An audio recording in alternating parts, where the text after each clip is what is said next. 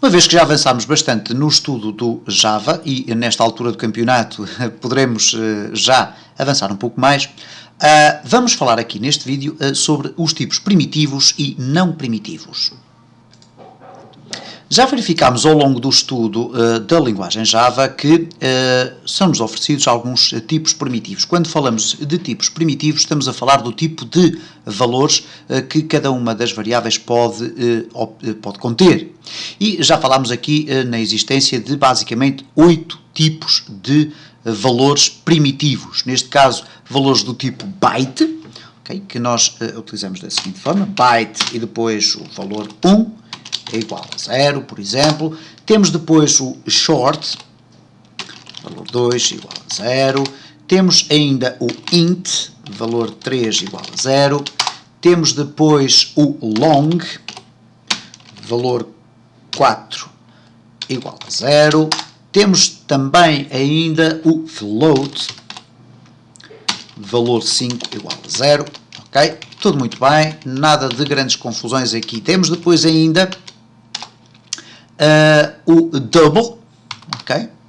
Double igual valor 6 igual a 0. E depois temos outros dois valores, outros dois tipos primitivos que não têm a ver exatamente com valores numéricos, que é o caso do boolean, a tal variável verdadeiro ou falso, portanto valor 7 não poderá ser igual a 0 ou 1, porque senão vamos ter aqui um erro, vamos ter que colocar aqui true ou então false, ok? E temos finalmente também o char, valor 8, que é igual a um caractere, ok?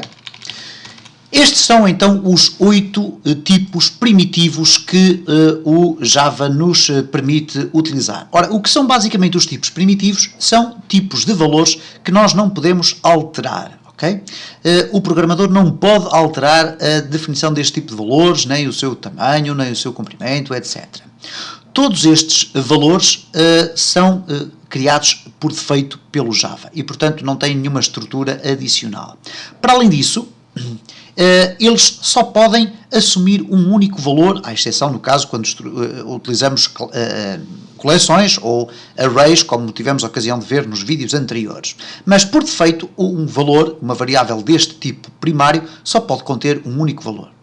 No caso dos tipos não primitivos, nós podemos conter um conjunto muito variável de valores. E os tipos não primitivos basicamente são o quê? São classes que nós criamos, ou são estruturas que nós podemos criar, que podem albergar vários tipos primitivos, por exemplo. Ora, no caso dos tipos primitivos, como tivemos a ocasião já de referir, eles só podem ter apenas um único valor e não podem ser alterados pelo utilizador.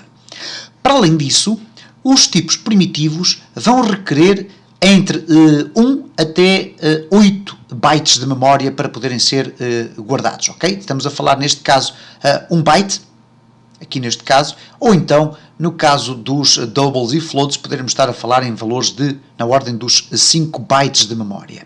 No caso dos valores não primitivos, uma vez que eles podem ter um conjunto vastíssimo ou ilimitado de valores internos, eles não vão ter, à partida, um valor máximo de memória a ser consumido e, portanto, eles irão, tecnicamente, ter que gastar um pouco mais de memória quando nós os criamos.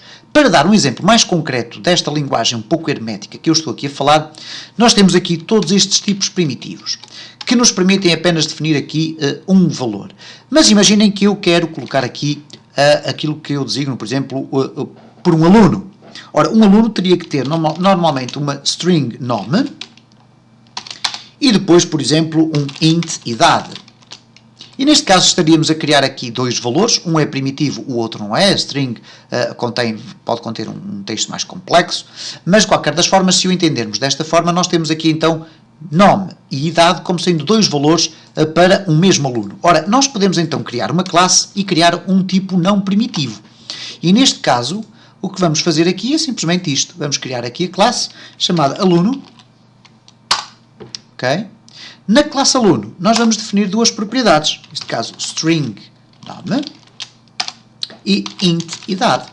E o que vai acontecer neste caso concreto é que eu posso definir aqui valores não primitivos, fazendo da seguinte forma: em vez de utilizar aqui a designação de um valor primitivo, eu utilizo o nome da classe. Alunos, aluno1 é igual a new alunos. Okay? Ou neste caso, aluno, peço perdão, porque é apenas aluno que se chama a minha classe. Está ali. E depois vou aqui abrir e fechar parênteses. E neste caso, eu estou a criar aqui uma classe que, tecnicamente, é apenas constituída por um conjunto de propriedades. O que quer dizer que eu agora tenho aqui o seguinte: aluno1, ponto, e agora, vamos reparar aqui, temos a idade e o nome. Neste caso, eu posso colocar aqui nome igual a João, e aluno1.idade é igual a 25.